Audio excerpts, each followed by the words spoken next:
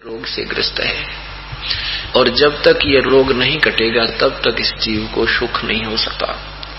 चाहे यहां पर ये पृथ्वीपति बन जावे, चाहे सारी सुरपति बन जावे, इंद्र का राज भी प्राप्त कर लेवे, कितना धनी बन जावे, अपने पुण्य कर्मों से ये राजा बनता है, पाप कर्मों से गधा बनता है।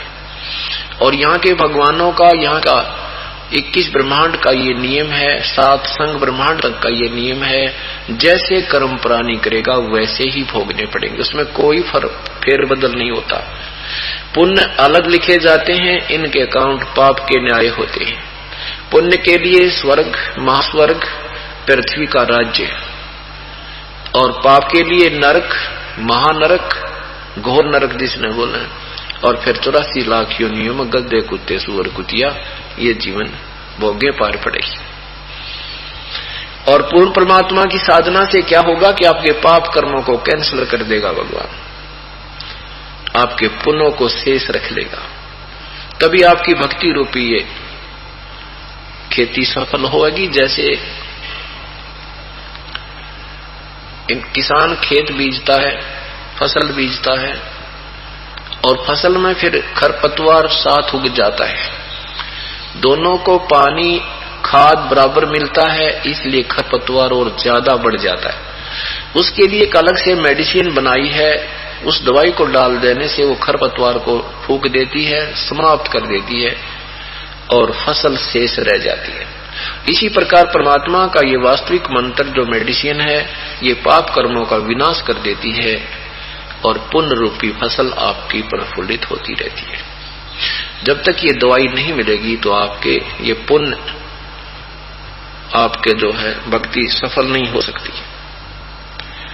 हम साधना गलत करते हैं। ये मन जो है काल का दूत है, इसको सत भक्ति बताने की चेष्टा करो, ये अड़ियल घोड़े की तरह पंजे गाड़ देता है, उधर चलने को तैयार नहीं होता। और पहले हम चाहे 4 साधना पहले कर रहे होते हैं, दूसरा आकर कोई कह दे कि ये और कर ले, वो भी शुरू कर देते हैं। चौथा आकर कह दे ये और बहुत बढ़िया है, ये एक और जोड़ दे, वो भी जोड़ लेंगे।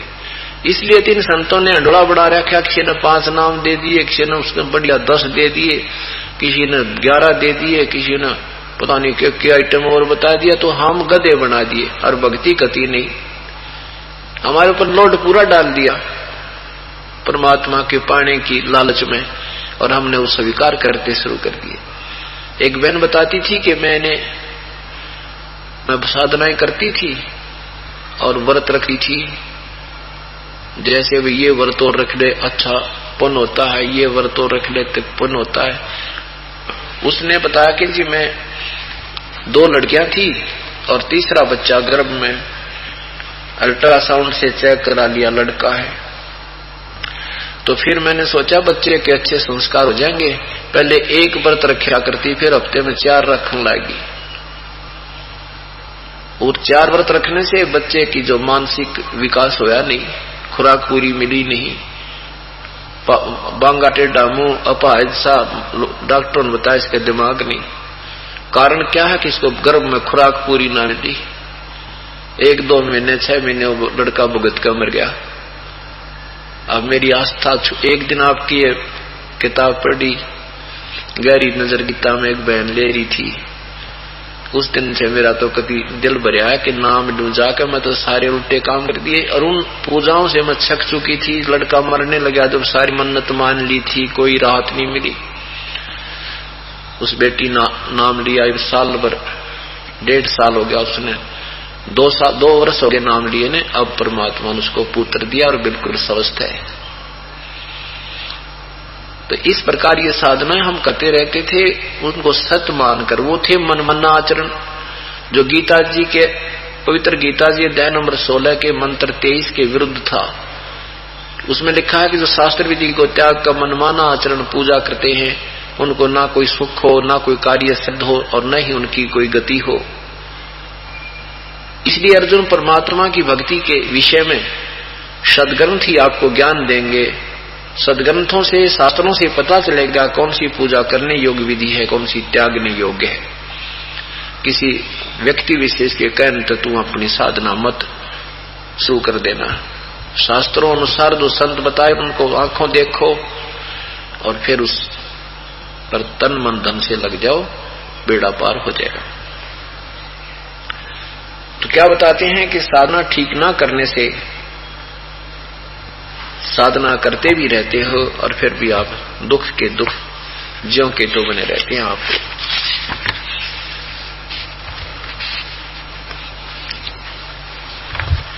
इस मन के साथ आत्मा का संयोग कर रखा है।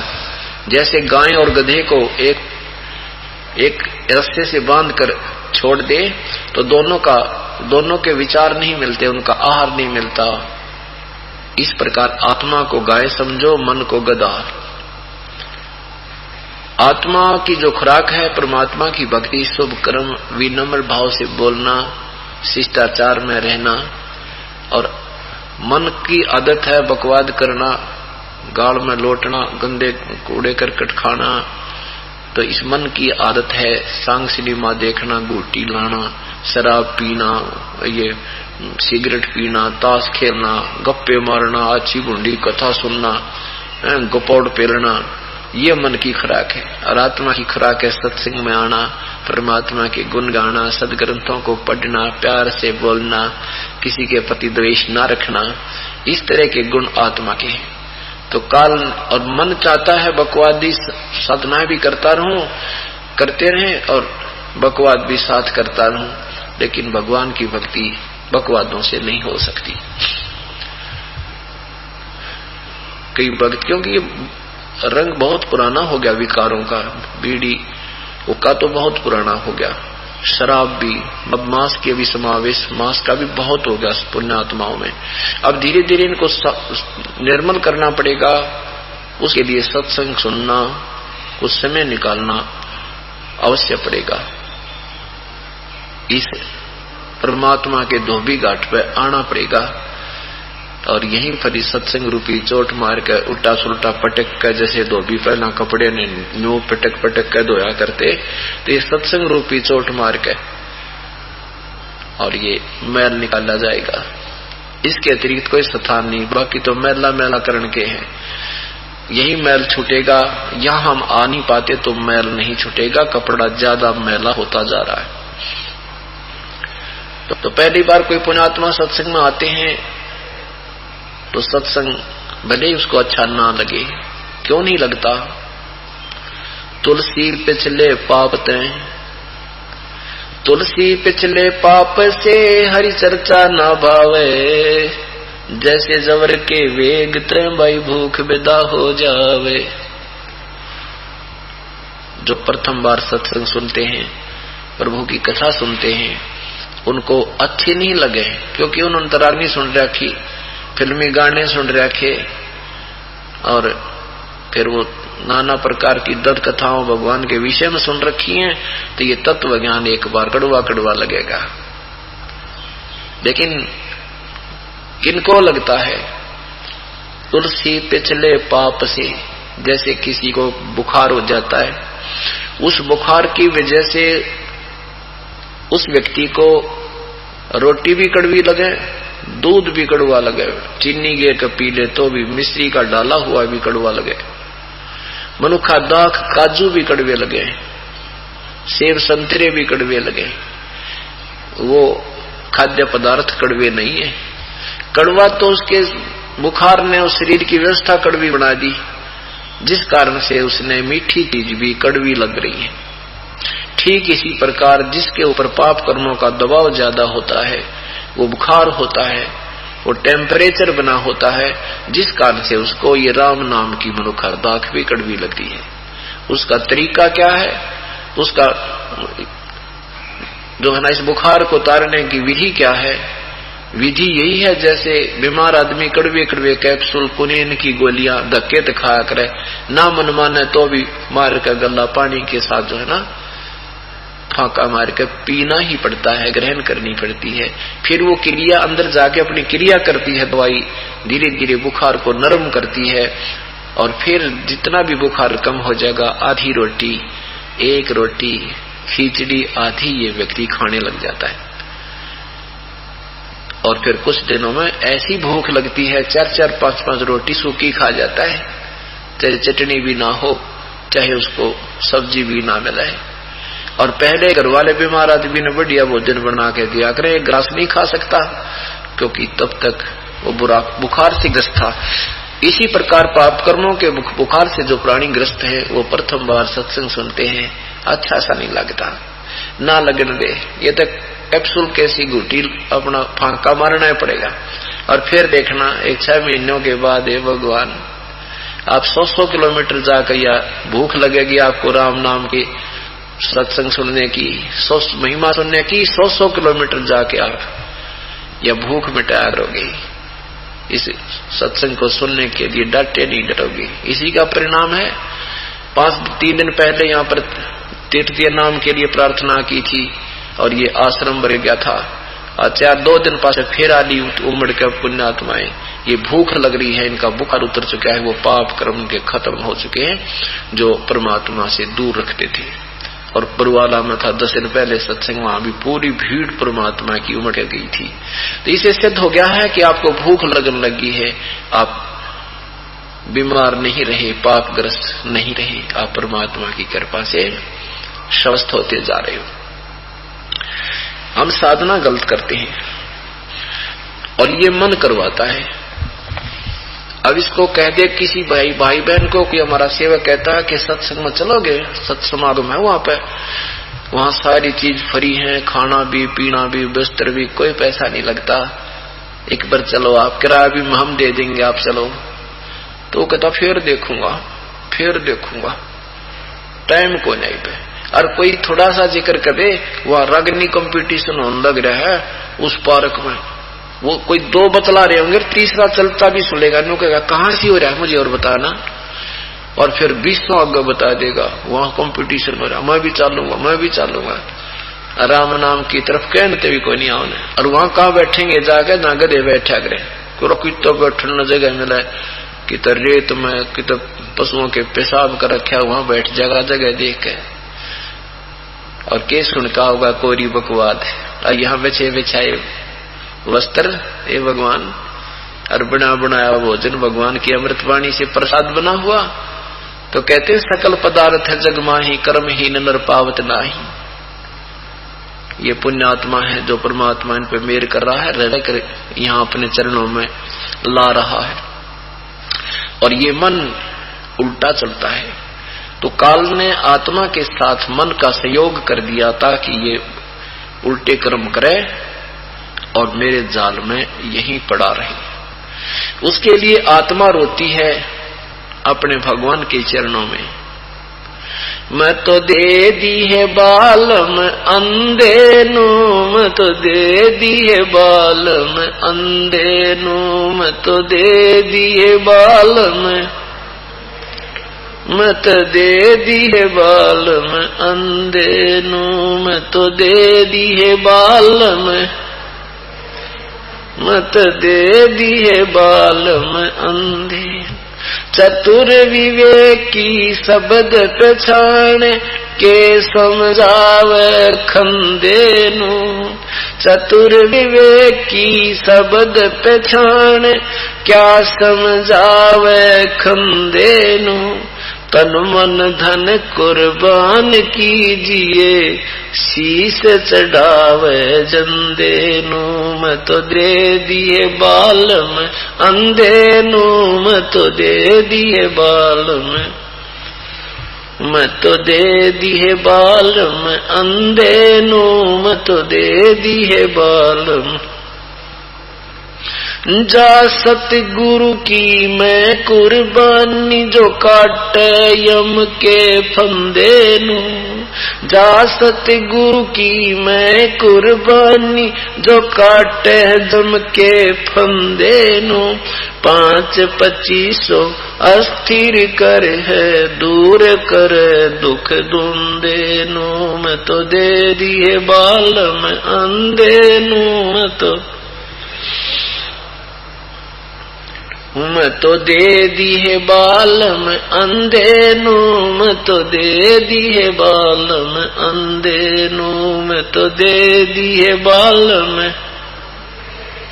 मैं तो दे दिए बालन अंधे नू, मैं तो दे दिए बालन।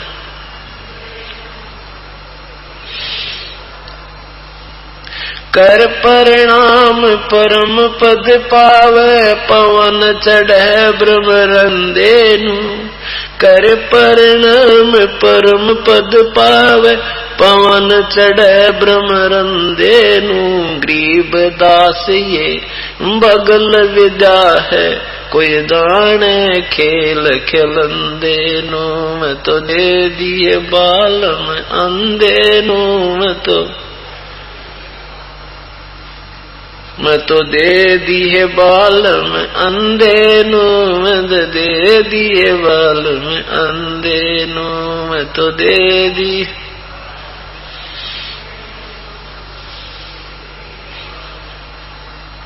कर परिणाम परम पद पावे, पवन चढ़े ब्रह्मरंदे नू। कर परिणाम परम पद पावे, पवन चढ़े ब्रह्मरंदे नू। गरीब दास ये बगल विदा है, कोई जाने खेल खिलंदे नू।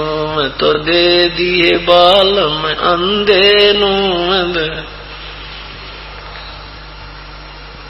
आत्मा रो रही है, भगवान के चरणों में परमात्मा के एक रूमत इस अंधे के साथ लगा दी इस काल के। देखो पुण्यात्माओं, सदग्रंथों में जो वास्तविकता लिखी है समाचार पत्रों के माध्यम से समाज के सामने आ रही है, और पुण्यात्मा पढ़कर सदग्रंथों से मिला भी रहे हैं, और मिलाने के बाद भी मन आंखें देखकर भी अंधा होकर बैठ जाता है, आगे नहीं सोचने देता आत्मा को। इसमें आगे भी क्या लिखा कि नाम ले लो, आके पीछा छुटवा लो। जैसे ये दास बाहर सत्संग करने लगे थे, नगर नगर में जाकर सब बहन भाई आते थे, सत्संग सुनते थे, प्रोजेक्टर पर अपनी आंखों देखते थे, घर जाकर के अपने सदग्रंथों से मिलाते थे। ये भी स्वीकार कर लेते थे कि सचमुच सच लिखा है, पर हम नाम नहीं ले सकते। बता, इसमें यू मन रोक रहा है अंधा। कहते हैं मैं तो दे दी बालम अंधे नू। आत्मा मन का सहयोग मांगती है, ये भगवान से दूर है तब तक, और जब इसका भगवान से कनेक्शन जुड़ जाएगा फिर मन को पटक देगी उठा के, इसको अपना वास्तविक पति मिल जाएगा। जब तक इसका कनेक्शन नहीं होता, नाम ग्रहण ये नहीं करती आत्मा, तब तक ये मन के आधार से चलती ही रहती है। मन इसको रोकता है, ये रुक जाती है, और जब परमात्मा का सहयोग मिल जाता है फिर ये मन की नहीं सुनती। आप यहां आ रहे हो, ये मन का सहयोग नहीं रहा आपके साथ, आपने मन का साथ छोड़ दिया है, आपने परमात्मा का, आत्मा ने परमात्मा का साथ ग्रहण कर चुकी है। इसलिए आप यहाँ आ रहे हो, नहीं तो यहाँ नहीं देखती। अपनी सा डरा दे कहीं नो ना हो जा, पाछे तो गड़बड़ ना हो जा, कोई नुकसान ना हो जावे, और सारा परिवार बैठा रहा, नुकसान होना हो जब सारा ही हो जावे। एक नगर में बता रहे थे कि सारा परिवार ऊपर सोए और नीचे चोर सारा सामान काट ले गए, तो चकला बेलन भी ना छोड़ा। गर्मियां के दिन थे, बता सारा परिवार वहीं था, नाश हो गया। कति पैसे भी 2-3 लाख रुपए निकाल लेंगे। तो यहाँ आने से ये ज्ञान होगा, भाई हम रुखाड़े नहीं है, हमारा रखवाला ही कोई और है। तो वही हम सोएंगे, वो रखवाला रहेगा, आपके चारों तरफ घुमा करेगा, आपके घर पे भगवान आपके निकट नहीं आने देगा किसी को। हम उसको भूल चुके हैं। तभी जो आत्मा जो परमात्मा का साथ ग्रहण कर लेगी, फिर या मन के साथ नहीं चलेगी। इसलिए मन को अंधा कहा है। क्या बताते हैं, चतुर विवेकी शब्द पिछाने के समझावे खंदे नु। समझदार तो 2 बातों में समझ जाएगा। गीता जी जब सही कह रही है, फिर की अग्रम मग्रम के करना। जब हमारे सदग्रंथ ये बता रहे हैं, फिर अग्रम मग्रम क्या है? ले नाम और पीछा छुटवा। छोड़ उन निकम्मे संतों ने जिन्हें अभी तक ज्ञान ही नहीं बताया हमारे को, उनको स्वयं ज्ञान नहीं था, वो शास्त्र विरुद्ध साधना बताने वाले मूर्ख थे।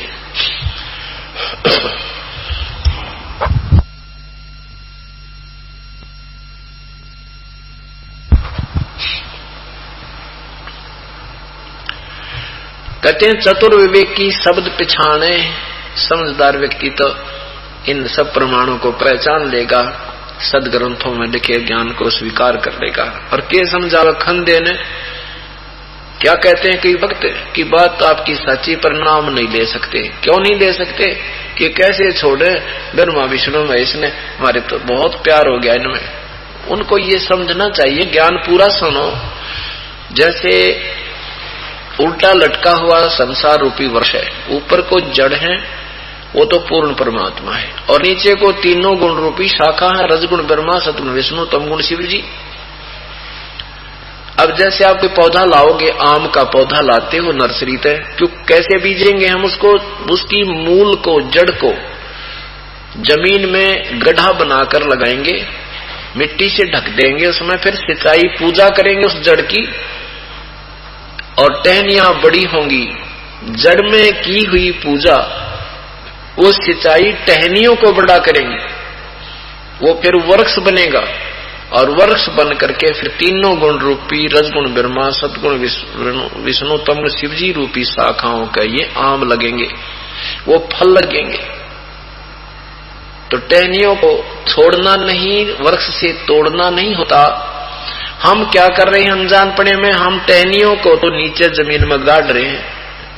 हमने टहनियों तो नीचे गाड़ रखी है जमीन में, और जड़ ऊपर न कर रखी है, और उन टहनियों को पूजा कर रहे हैं, पानी सींच रहे हैं, तो सारा वृक्ष भक्ति रूपी पौधा सूख गया आपका।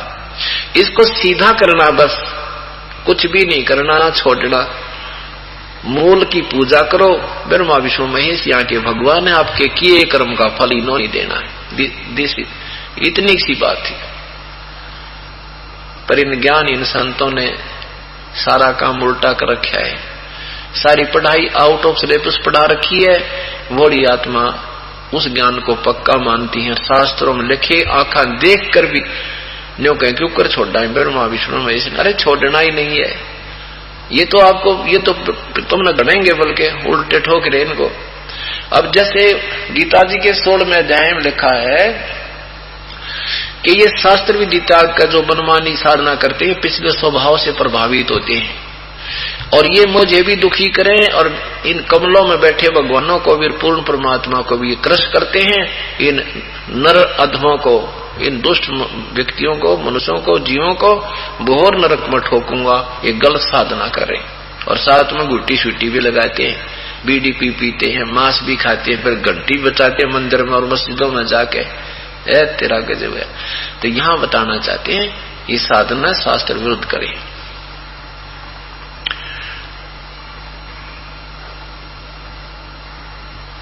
तन मन धन कुर्बान कीजिए, शीश चढ़ावे जिंदे नू। ये मुर्दों की पूजा छोड़ के जिंदे संत को, जीवित जो संत है, और वो परमात्मा जिंदे रूप में आए थे सतकबीर महाराज, कहते हैं शीश चढ़ावे उस जिंदे नू। कबीर परमात्मा के निमित्त पर अपना शीश समर्पण कर दे। शीश कोई काटने से नहीं समर्पण किया जाता। शीश कैसे समर्पण होता है? गुरुदेव की एक एक बात की आज्ञा का पालन करे, पर विवेक के साथ, जो संकेत करते हैं उस तरह से ले। एक समय गुरुदेव ने अपने 4-5 शिष्य बैठे थे, उनसे कहा भी, पहले तो ये शिक्षा दी कि गुरु की आज्ञा का पालन जो नहीं करता वो प्राणी, वो साधक फेल हो जाता है। गुरु की आज्ञा अवश्य माननी चाहिए शिष्य को, वही सफल होता है। और जो गुरु आज्ञा का पालन नहीं करता वो भक्तिहीन प्राणी हो जाता है, नरक में जाता है। कुछ देर के बाद कहते हैं कि बच्चों मेरी आज्ञा का पालन करो। शिष्य कहने लगे हुक्म करो गुरुदेव। गुरुदेव ने कहा कि मेरे सिर में 5-5 जूते लगाओ। अब धर्म संकट में पड़ गए। गुरुजी का जूते लाओ, माँ बाप लगे, और नहीं लगावें तो गुरुदेव की आज्ञा का उल्लंघन हो रहा है। तो ये दोनों काम कैसे हों?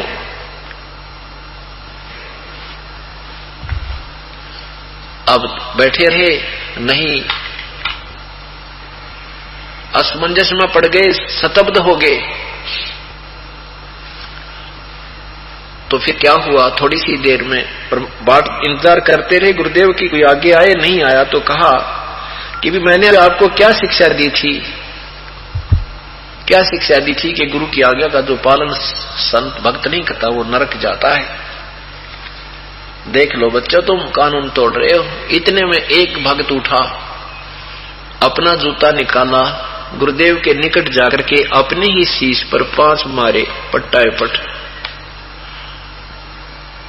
अब गुरुदेव ने कहा, भाई बेटा डांडी मत मारे, मैंने मेरे सिर पर कहा था, तेरे पर नहीं कहा। तब उस बच्चे ने कहा, शिष्य ने कहा, गुरुदेव ये दास का शीश भी तो आपका ही तो है, ये भी तो आप ही का है मालिक। इस तरह शीश देना होता है। यहां क्या कहते हैं, चतुर विवेक की शब्द पछाण, क्या समझावे खंदेनु, तन मन धन कुर्बान कीजिए, शीश चढ़ावे जिंदेनु। ऐसे शीश देना होता, गुरु आज्ञा का पालन करे पर विवेक के साथ संकेत समझे क्या कहना चाहते हैं, इतनी बुद्धि भी होनी चाहिए। तो क्या आगे क्या बताते हैं, मत दे दी है बाल में गूंगे नु, मत दे दी है बाल में गूंगे नु, मत दे दी है बाल में गूंगे नु, मैं गूंगे नु, मत दे दी है बाल में।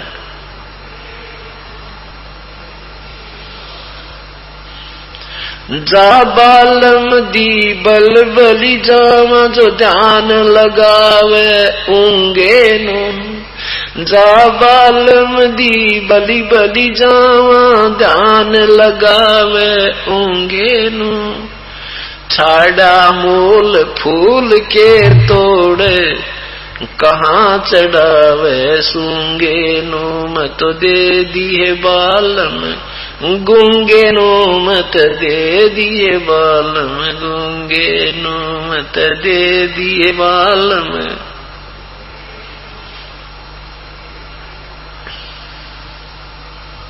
दूध गऊ दा बछे बिटाला, क्या चढ़ावे चूंगे नु, गऊ दूध गऊ दा बछे बिटाला, क्या समझावे चूंगे नु, या तन देही विनस जाते है भोर आनियो गूंगे नु, मत दे दिए बालम गूंगे नु, मत मत दे दिए बालम गूंगे नु, मत दे दिए बालम गूंगे नु। ये तन देही हाथ न आवे, कहा करोगे रूंगे नु, ये तन देही हाथ न आवे, कहा करोगे रूंगे नु, नग नारायण भूल रहे हो, क्या परखो मोती मूंगे नु, मत दे दिए बालम गूंगे नु, मत दे दिए बालम गूंगे नु, मत गूंगे नु, मत दे दिए बालम गूंगे नु।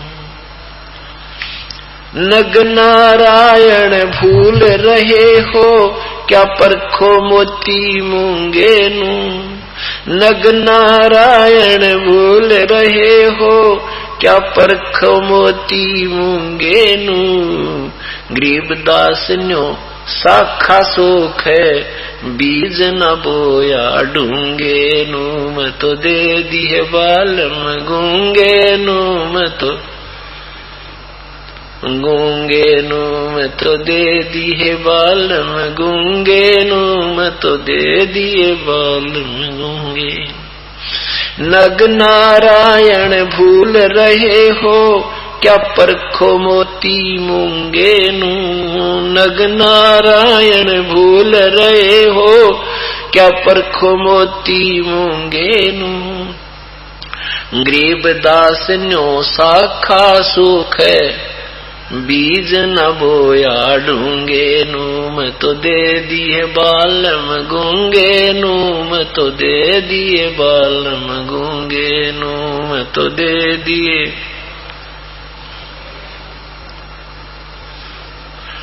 गूंगे नू सत साही। अब क्या बताते हैं,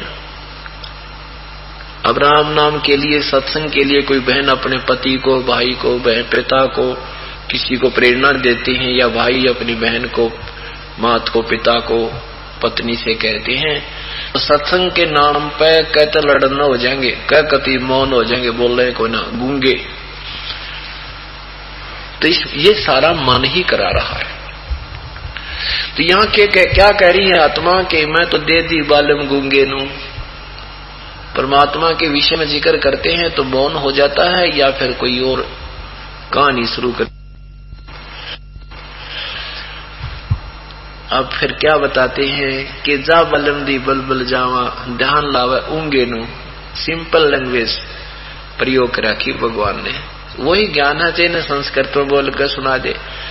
अब हमने कोई जाना है रोहतक और कोई रास्ता बता रहा, रास्ता पूछना है, उसने कोई अंग्रेजी में बता दे चाहे हिंदी में, पर उस लैंग्वेज में बता दे जिसमें अगला समझ जाओ तो और बढ़िया काम होता है। अब वो संस्कृत बोला, वो किसी और तो पूछ नहीं पड़ा भाई वो क्या है बता, कोई पा जाता है, वो के मेरा किसा ट्रांसलेशन कर दे कि तो और जा छोड़े। तो परमात्मा ने सीधी सिंपल लैंग्वेज में ये 600 साल पहले वही अमृत ज्ञान कबीर परमेश्वर ने बोला था, साधारण भाषा में जो आम आदमी समझ सकता है, जो आज सभी सदग्रंथों में प्रमाण मिल रहा है। लेकिन उस परमात्मा को ये 4 अक्षर संस्कृत के सीखने वाले क्या कहते रहे, वो तो अनपढ़ है, अशिक्षित है, मूर्ख है, दुनिया को जाल में फंसा के चला गया। तेरा गजब वही है। कारण यही था कि वो संस्कृत में सदग्रंथ थे, उसका ट्रांसलेशन इन्हें करना आया ना, अपनी थोड़ी सारे समाज में शास्त्र विरुद्ध जो ज्ञान था वो प्रवेश कर दिया। अब ये इतना जटिल काम हो गया है, इस सत्य को सत्य आपके हृदय में जमाने के लिए एक प्रमाण के, एक सत्य को सत्य ही, परमात्मा को परमात्मा ही सिद्ध करने के लिए 25 प्रमाण देने पड़ते हैं। और तब भी गूंगा मन मान तमा नरना तना अभिमान, अंधा आंखों देखकर कानों सुनकर सब प्रमाण भी यो मन नहीं मानता। लेकिन अब मानना पड़ेगा इसको। अब शिक्षा, अब 21वीं सदी आ गई, 20वीं सदी से शिक्षित समाज शुरू हुआ है और इस 21वीं सदी में डूंडा पाट जाएगा, पूरी नहीं उठेगी 21वीं सदी। अभी कुछ ही दिनों में पूरे संसार में परमात्मा का ये ज्ञान प्रचार होगा और पछताया करेंगे पुण्यात्मा, देख कितने डरे डोवा थे हमें, कहाँ क्या कर रहे थे, करना क्या चाहिए था, ये कर क्या रहे थे। उसके विषय में बता रहे हैं कि जा बालम दी बलबल जावा, जो ध्यान लगावे ऊंगे नू माने उधर को, ये संसार की ये सब मनमुखी साधना त्याग के और ब्रह्मा विष्णु महेश परम ब्रह्म की भी पूजा को छोड़ के और ध्यान लगावे ऊंगे नू। एक लैंग्वेज है, क्षेत्रीय भाषा है ये हरियाणा में, इंगे न रूंगे न क्या करे, इंगे न इधर ने, ऊंगे न उधर ने। तो कहते कि जो ध्यान लगावे ऊंगे न ऊपर ने, पूर्ण परमात्मा की तरफ ध्यान लगावे, उसको याद करे, उसी की पूजा करे, तो उस मन के ऊपर, उस पुण्य आत्मा के ऊपर बलबिल जावा, यानी उस बलिहारी हो उस पे।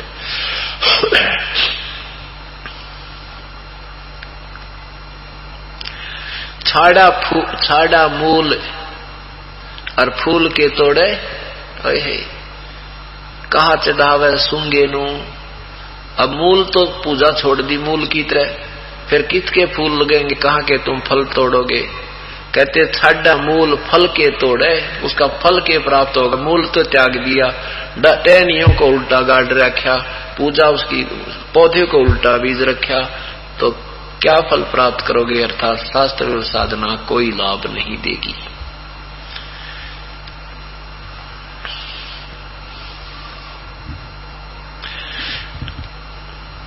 अब जैसे आप यहाँ परमात्मा के चरणों में आ रहे हो, आपको यहाँ पर मूल सौदा तो आपका मोक्ष है, जन्म मृत्यु से रहित होना, ये तो आपका मुख्य सौदा है। और बाकी आप जो मांगने आते हो संसारिक सुख, कोई बेटा बेटी, कार, कोठी, ये तो रूंगे में मिलेगी आपको, रूंगे में। रूंगे में कैसे होता रूंगा? अब तो नहीं रहा वो सिस्टम, पुराने समय की बात है। जब हम छोटे छोटे से थे तो हमारी दादी, ताई, काकी, माँ सब्जी बेचनी आया करते, उन वह लेने जाती थी। जैसे कोई प्याज देश है या कोई शकरकंदी बेचन आ गया, कोई काकड़ी तरी बेचे था, तो उससे पहले ने कहा भाई रूंगा, वो पूरा जो जितना सामान होता था, जैसे दाने डाल दिए गेहूं के एक पालड़े में, और उसने गेहूं के बराबर में 2 बार तोल के और शकरकंदी दे दी। फिर ने कहा करती रूंगा और दे, और रूंगा और दिया करते, इतना उठा के ले, ये रूंगा ले जा। रूंगा ना देता वो न्यों के न छोड़ दिया करते, हम ना देते तेरे पे, वो तो रूंगा भी दिया करता और दूसरे पे लेंगे। तो परमात्मा कहते हैं जो तुम यहां मांगने आते हो ना, ये तो रूंगे में दूंगा थरे थे। और मूल सौदा तो और है, जो हम आपका आत्म कल्याण, आने वाले पाप कर्मों को खत्म करेंगे, आप पर कोई कष्ट नहीं आने देंगे। और जो चीज तुम मांगने आते हो वो सौदे के बदले में रूंगे देंगे, रूंगा। और अब तुम सत भक्ति ना करके और यहाँ आते हो तो तुम रूंगा रूंगा मांगते हो, उस रूंगे के लाभ होगा तुमने। तो यहां बताना चाहते हैं कि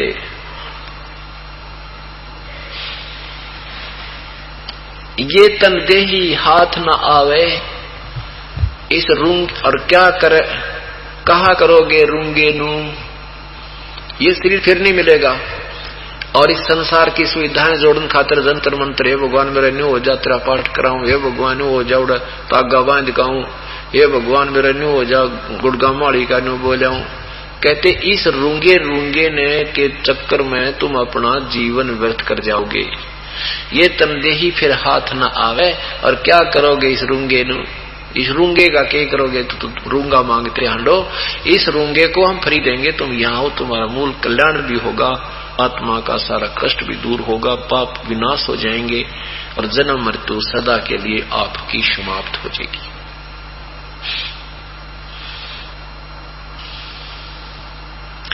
कहते हैं नग नारायण भूल रहा है, क्या परख मोती मूंगे नो।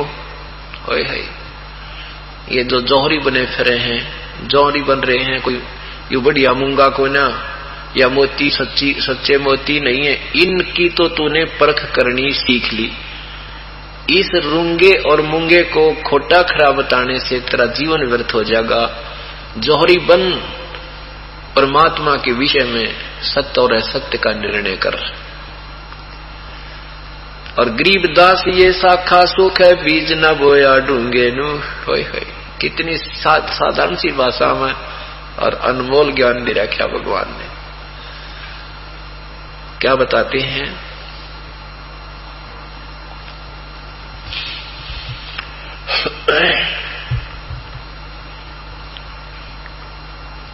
कि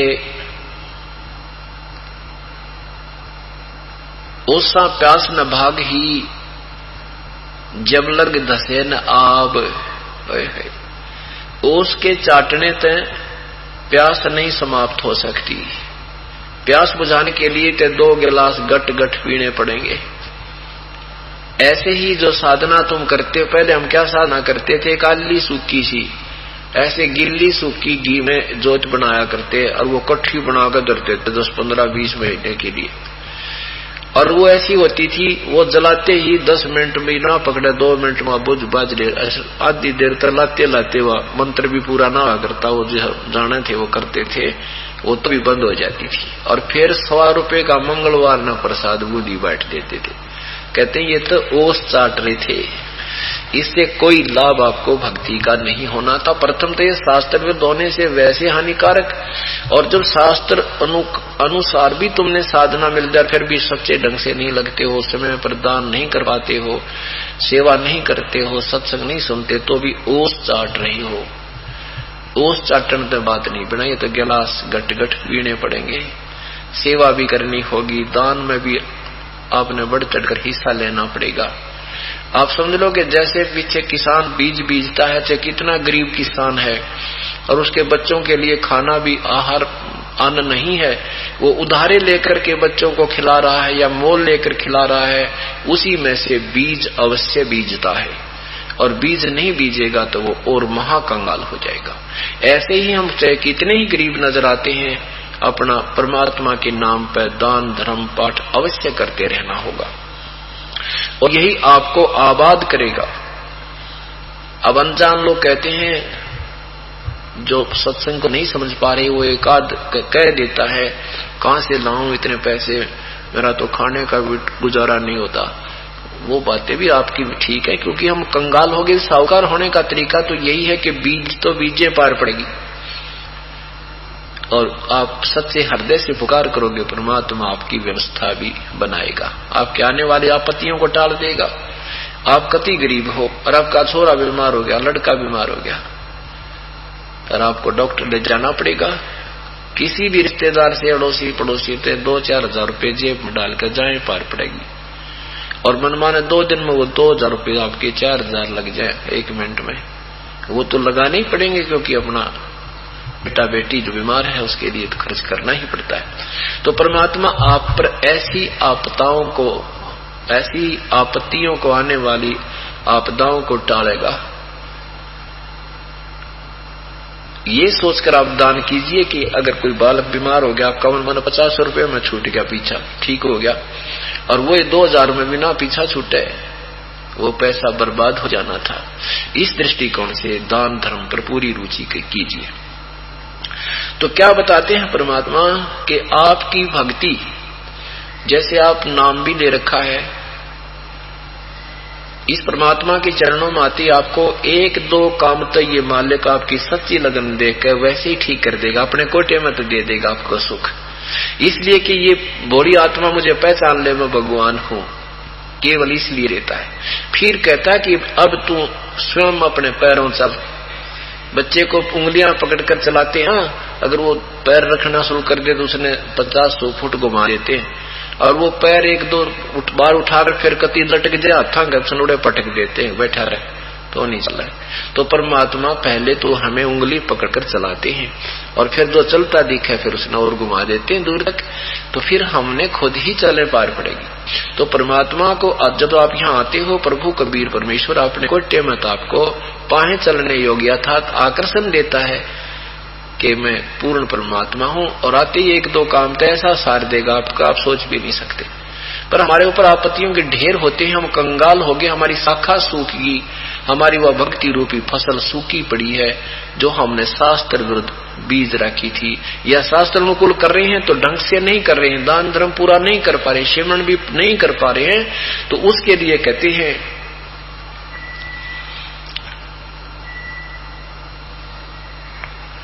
उसके लिए विवरण दे रहे हैं परमात्मा के गरीब दासियों साका सुख है बीज न बोया ढूंगे नु। अब जैसे आपको मार्ग भी ठीक मिल गया, संत भी मिल गए और आपने नाम भी ले लिया, तो आपने ढंग विधि नहीं, पूर्ण रूप से इसकी ढंग से साधना नहीं की, दान धर्म सेवा में सिमरन में गहराई तक नहीं गए, अच्छी तरह डट कर नहीं भक्ति की, तो कहते हैं फिर यह भी फसल तेरी सूखेगी। गरीब दासियों शाखा सुख है बीज न बोया ढूंगे नु गहरे। कहते कई बार कहते थे किसान भाई, मैंने इब कहना नो सोची थी सिंचाई अच्छी हो रही है और ऊपर गना गहरा बीज ना बोया, फसल उगी को ना सूख गया, तो गहरा बीज हमेशा गहरा ही बीजा जाता है। तो कहते हैं गरीब दासियों शाखा सुख है बीज ना बोया ढूंगे नु। गहरे, ढूंगा माने गहरा, यानी अच्छी तरह जिस अतिथि में वो उगना होता है उस प्रक्रिया से नहीं बीजा तो भी आपकी खेती सूख जाएगी। तो क्या बताना चाहे परमात्मा ने कि पूर्ण परमात्मा की भक्ति करने मात्र से ही आपका कल्याण होगा, और इसका कोई विकल्प नहीं है और इसका कोई तरीका नहीं है। ये समागम चल रहा है, पूर्ण परमात्मा के विषय में आपको जानकारी दी जाएगी। ये 5 दिन का समागम जो प्रारंभ हुआ है, इसका उपलक्ष्य है कबीर परमेश्वर का सतलोक सहस्त्री सतलोक गमन प्रस्थान दिवस है। ये माघ शुक्ल एकादशी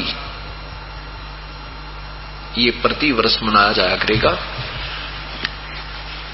तो कल जो 9 तारीख थी ये एकादशी थी, माघ माह महीने की महा उतरते की एकादशी यानी ग्यास थी। जिस दिन परमात्मा सहस्रीर सतलोक गए थे और उनके शरीर के स्थान पर फूलों का ढेर मिला था। उस परमात्मा को ना जाने किस किस प्रकार से लोगों ने अपनी दंत कथाओं से बताया गया था, वो सब दंत कथाएं थी। वास्तविक का ये है जो आज आपने पेपर में भी पढ़ी और साथ में सत्संग में भी आपने कल सुना था। वही परमेश्वर चारों युगों में आते हैं, चारों युगों में। सतयुग में वो सत्सुकृत नाम होता है परमेश्वर का, और ऐसे ही कुछ समय हजार, जैसे सतयुग में लंबा समय था, उसमें हजारों लाखों वर्ष भी परमात्मा रहे हैं। अब यहाँ 100 वर्ष तक 80-90 वर्ष तक जीव रहता है कलयुग में, तो परमात्मा 120 वर्ष तक कलयुग में मनुष्य की तरह भूमिका करके सहशरीर आए थे, सहशरीर ही चले गए। ऐसे सतयुग में सत्सुकृत नाम था परमेश्वर का कबीर देव का। कबीर देव उस पूर्ण परमात्मा को चाहे परब्रह्म कहो, उसे पूर्ण ब्रह्म कहो, सतपुरुष कहो, अकाल मूर्त कहो, शब्द स्वरूपी राम कहो, चाहे उसे परम अक्षर ब्रह्म कहो, उसका नाम है कबीर। कबीर देव, देव उसके साथ इसलिए रखता है वो प्रभु है। देव माने भगवान, प्रभु, राम, गॉड, कुछ भी कहो।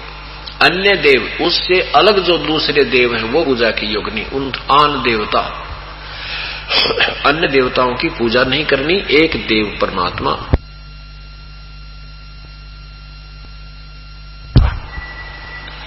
वही पूर्ण ब्रह्म देव कबीर देव पूजा के योग्य है, उसी के विषय में जानकारी दी जाती है।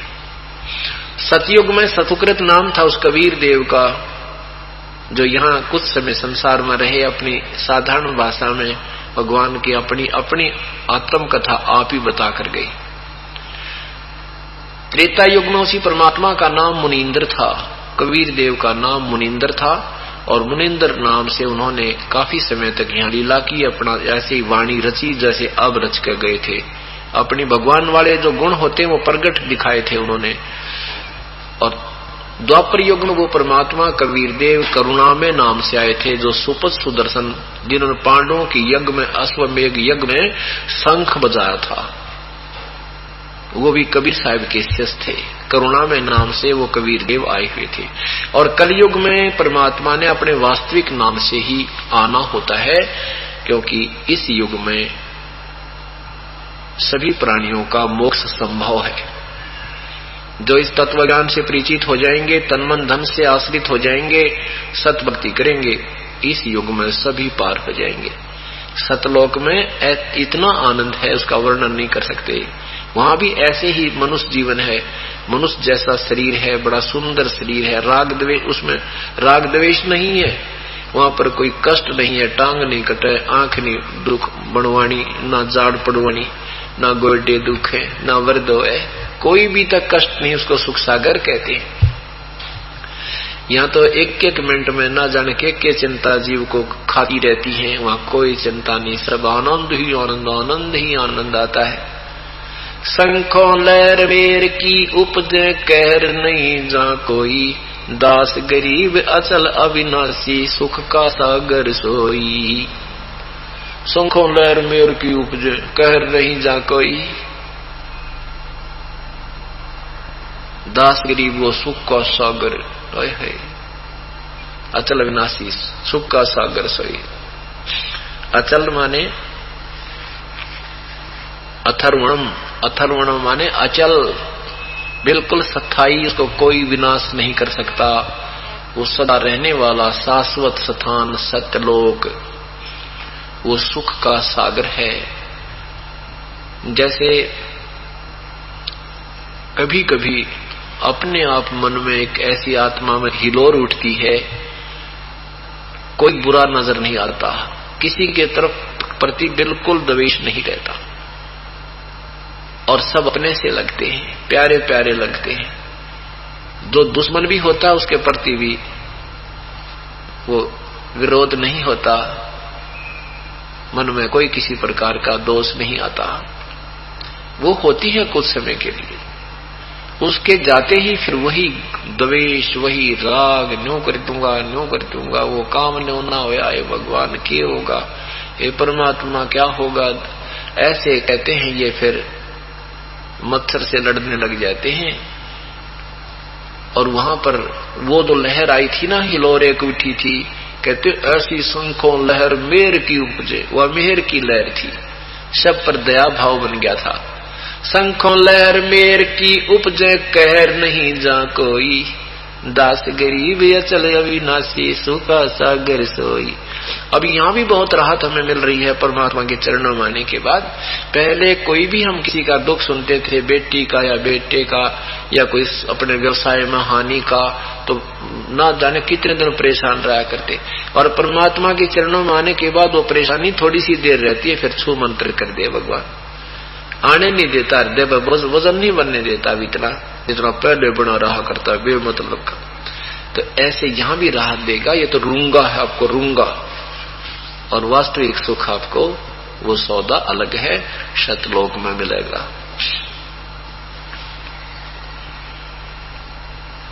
जब परमात्मा आते हैं त्रेता युग में, सतयुग में जो परमात्मा आए थे उसमें बहुत से जैसे कागभूषण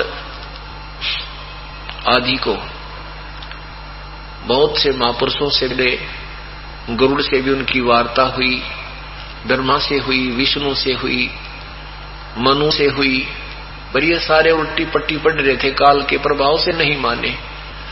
त्रेता युग में परमात्मा जब आए, उनके कौन कौन से हुए, आज के अब सत्संग में त्रेता युग की वो कथा सुनाएंगे परमेश्वर की, किस प्रकार आए और उन्होंने क्या क्या महिमा अपनी प्रकट की, जो आज हमें सतभक्ति स्वीकार करने में सहयोग देंगी। त्रेता में परमात्मा मुनिंदर नाम से आए थे, और ऐसे ही जैसे ऋषि लोग एक मुनिंदर ऋषि नाम से प्रकट हुए, ऐसे ही बालक रूप धारण किया और कमल के फूल पर प्रकट हुए थे, और फिर वहां से ऐसे बड़े हुए, फिर अपना लीला करने लगे थे।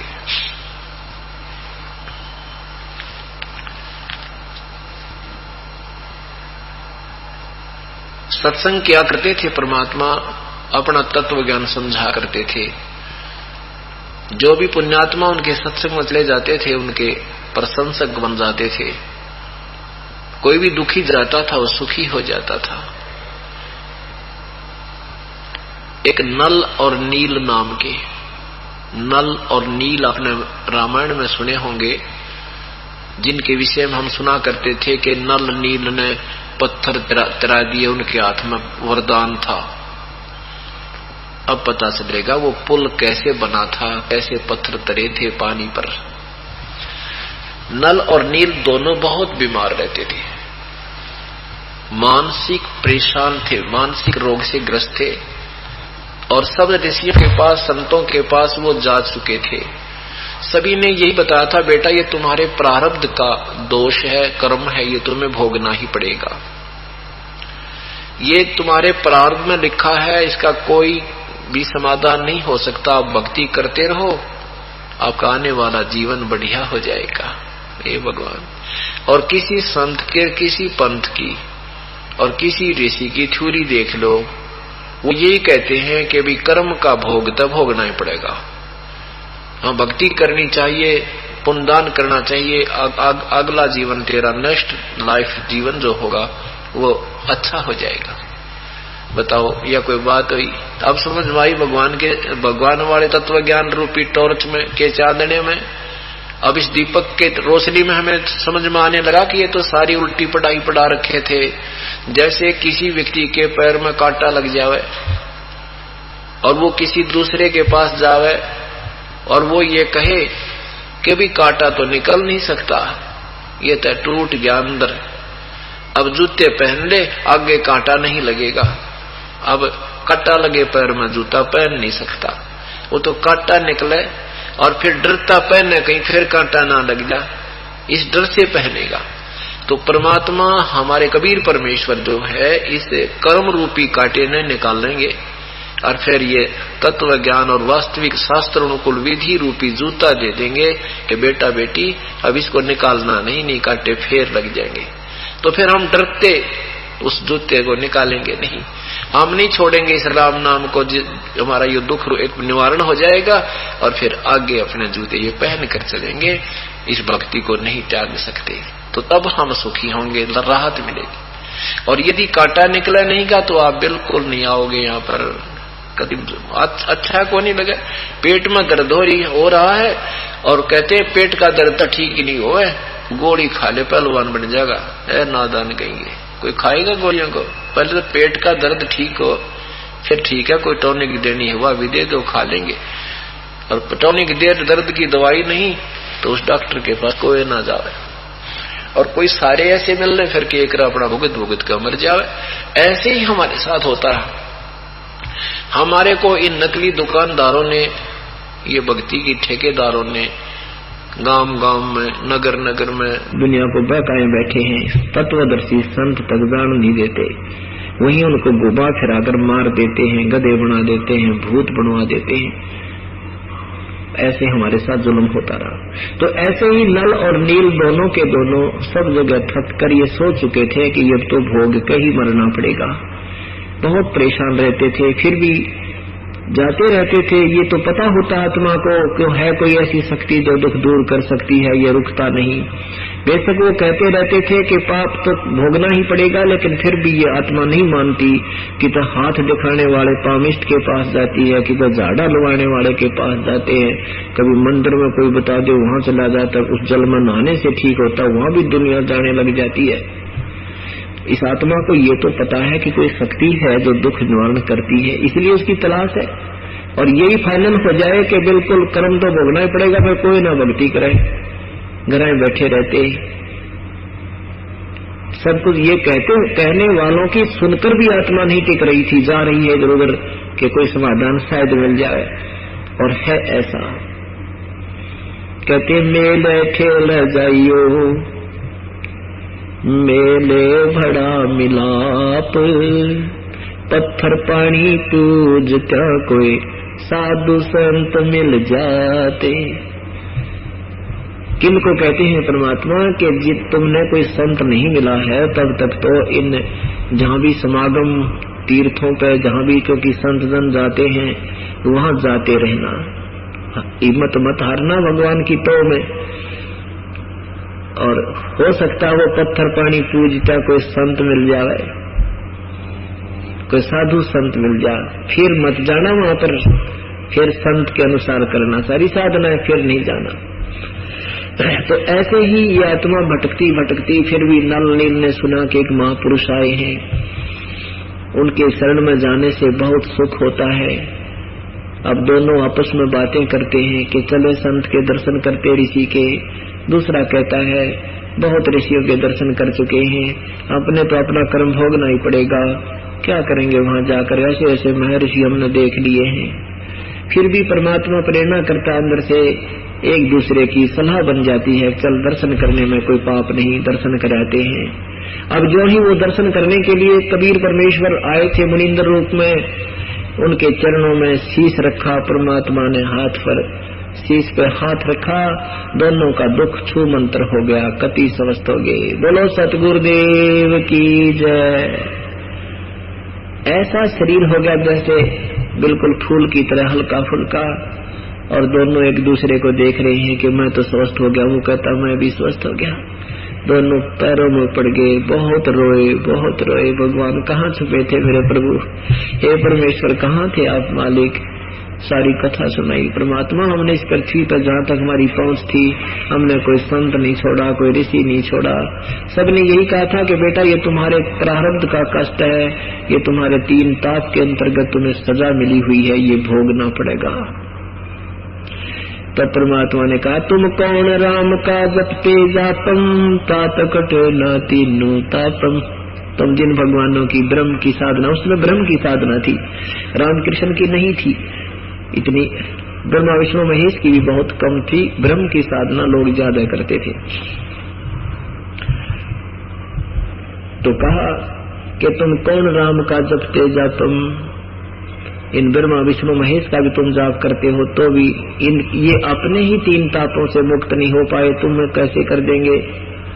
भगवान श्री विष्णु जी को श्राप दिया था नारद जी ने, उसके श्रापवश भगवान विष्णु रामचंद्र जी के रूप में अवतरित हुए, उनका जन्म हुआ और सारा जीवन अपनी पत्नी के वियोग में समाप्त किया।